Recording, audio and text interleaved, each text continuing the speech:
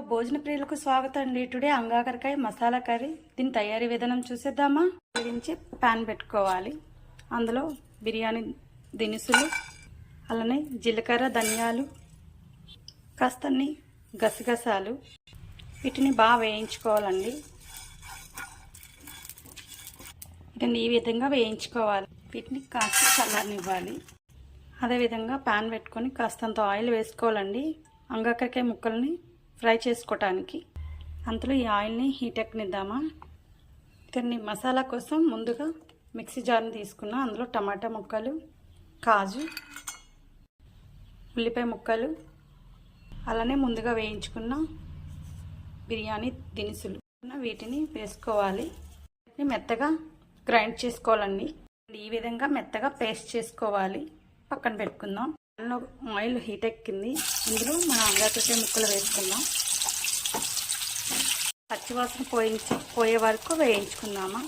చూసారు కదండి, చాలా బాగుంటుందండి కర్రీ. మీరు ట్రై ఏగాయి ఒక పక్క గిన్నెలోకి తీసుకుందామా. వీటినన్నిటిని తాలింపు పెట్టుకుందాం అండి. ఆవాలు, జీలకర్ర, ఆనియన్, పచ్చిమిర్చి, కరివేపాకు వీటన్నిటిని వేయించుకుందామా. అండి కాస్త గోల్డెన్ బ్రౌన్ కలర్ వచ్చే వరకు వేగటానికి ముందుగా నేను సాల్ట్ వేసుకుంటున్నానండి, రుచికి తగ్గట్టుగా. వీటిని వేయించుకుందాం. ఇలా సాల్ట్ వేసాం కదండి, తొందరగా వేగుద్ది. అల్లం వెల్లుల్లి పేస్ట్ పచ్చివాసన పోయే వరకు వేయించుకున్నాము.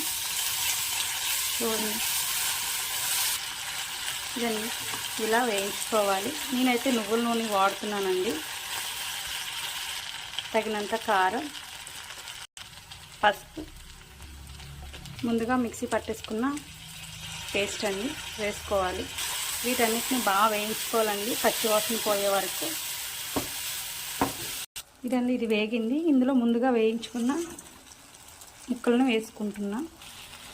ముక్కలన్నిటికీ మసాలా పట్టే వరకు కలిపేసుకోవాలి. ఇందులో కాస్త వాటర్ వేసుకోవాలండి గ్రేవీ కోసం. ఇలా కలిపి ఒక 1 మినిట్ ఉడికించుకోవాలండి మూత పెట్టి. ఇదండి కర్రీ అయితే రెడీ అయింది. చూసారా, మీకు నచ్చిందండి ఈ కర్రీ. చాలా సింపుల్ అండి టేస్టీ కర్రీ అండి. మీరు ట్రై చేయండి. నేను ప్రాసెస్ కంప్లీట్ అండి. చివర్లో కాస్తంత గరం మసాలా వేసుకోవాలి. మొత్తాన్ని కలిపేసుకోవాలండి. చూసారు కదండి, చాలా టేస్టీ కర్రీ అండి అంగాకరకాయ కర్రీ. నచ్చినట్టుంటే ఒక లైక్ చేసి వెళ్ళండి. Thank you.